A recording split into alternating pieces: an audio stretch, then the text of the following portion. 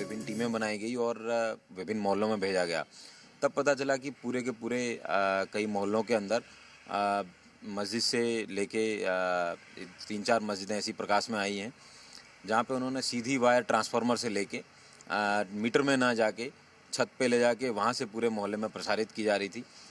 तो इस तरीके के सारी जितने भी लीगल कटिया तार इन्होंने डाल के अवैध कनेक्शन ले रखे थे उन सबको बंद करवाया गया है। बिजली विभाग के द्वारा मुकदमा लिखवाया जाएगा, जो करीबन 100 से ज़्यादा मुकदमे आज पंजीकृत किए जाएंगे।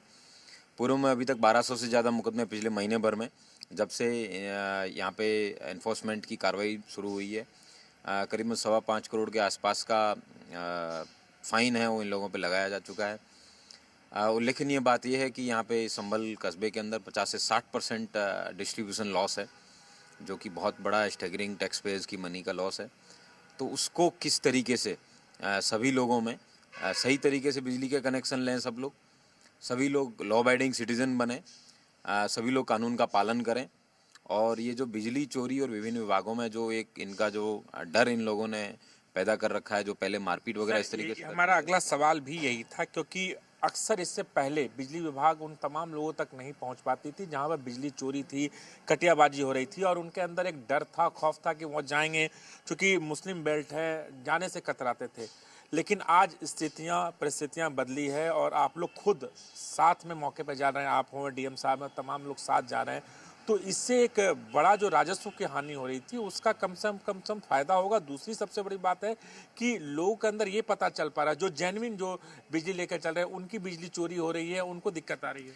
देखिए, जहाँ कहीं भी किसी प्रकार का गलत हो रहा है, जहाँ कहीं भी अन्याय है, अगर वो हमारे संज्ञान में आता है तो ठीक करना हमारा कर्तव्य भी बनता है, और हर नागरिक का कर्तव्य है कि वो राष्ट्र के निर्माण और राष्ट्र की किस तरीके से प्रगति में अपना कंट्रीब्यूट कर सके।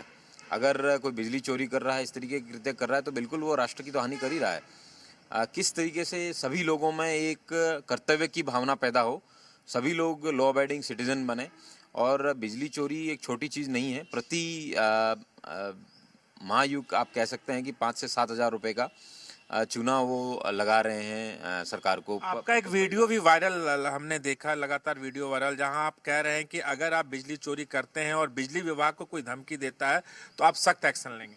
बिल्कुल, अभियोग पंजीकृत कराया जाएगा तुरंत, और उसके पूरे जो लोग उसमें सम्मिलित रहेंगे सबके खिलाफ।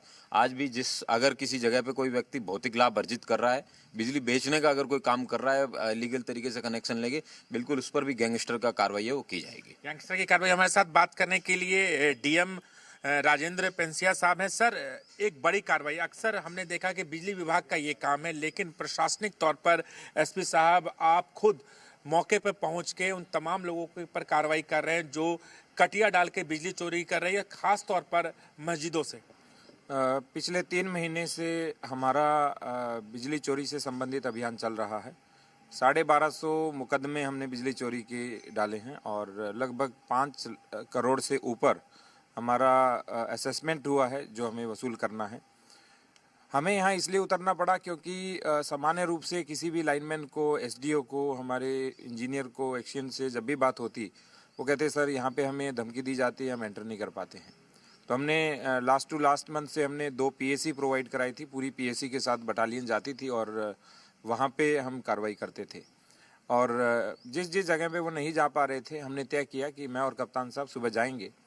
हालांकि आज हम विशेष रूप से ध्वनि प्रसारक यंत्र के प्रदूषण से बचने के लिए जो दिशा निर्देश जारी हैं उसके लिए हम गए थे, किंतु जब हमने देखा कि बहुत सारी जगह मीटर नहीं चल रहे हैं और एक छत के ऊपर तो पूरा अवैध बिजली घर बना हुआ था, तो हम बहुत आश्चर्यचकित हुए। फिर हमने तय किया कि हम जो लाउड स्पीकर्स के लिए, ध्वनि प्रसारक यंत्रों के लिए जो कार्रवाई कर रहे हैं, उसके साथ साथ में बिजली विभाग को भी लेंगे, और अस्थायी अतिक्रमण जो रोड पर हो रहा है वो भी कार्रवाई करेंगे।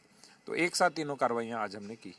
तो यहाँ पर आप सुन सकते हैं कि एक साथ तीनों कार्रवाइयाँ यहाँ पर की जा रही है, और कहीं ना कहीं जो बिजली चोरों के खिलाफ एक सख्त एक्शन जो लिया जाना चाहिए था उसकी तैयारी भी चल रही है, और ये एक्शन आगे भी जारी रहेगा। तो संभल के एसपी और डीएम को आपने सुना, जहां पर बिजली अधिकारी अब जांच कर रहे हैं बिजली चोरी से जुड़े मामलों में। ये खबर भी संभल से ही है।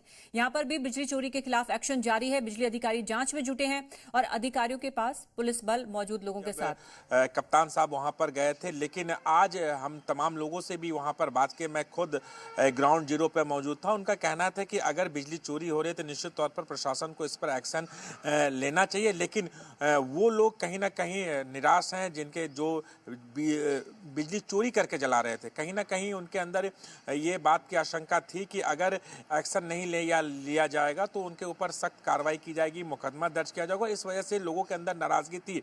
लेकिन कई ऐसे लोग भी मिले हमें वहाँ पे जो ये बता रहे थे कि निश्चित तौर पर प्रशासन को इस पर एक्शन लेना चाहिए, क्योंकि उनके जो हिस्से की बिजली है वो चोरी करके किसी और को बेचा जा रहा है। तो एक बड़ी कार्रवाई इनके खिलाफ होनी चाहिए और इसी के तहत प्रशासन अपनी कार्रवाई यहाँ पर कर रहा था। तो बिजली चोरी का ये पूरा मामला है। यूपी के संभल से ही यह खबर आ रही है। फिलहाल वहां के एसपी ने लोगों को चेताया है कि अगर इस तरह की कहीं पे भी बिजली चोरी की वारदात सामने आई तो सख्त एक्शन ऐसे लोगों के खिलाफ लिया जाएगा। और अब इस पूरे मामले में जितने भी अधिकारी हैं वो जांच में जुट गए। उनके साथ पुलिस का पूरा अमला साथ में है। भारी पुलिस बल को साथ लेके अधिकारी अब जगह जगह जा रहे हैं और बिजली चोरी की जहां पर भी किसी तरह की खबर मिली है वहां पर पूरी तरह से एक्शन लेने के लिए तैयार हैं।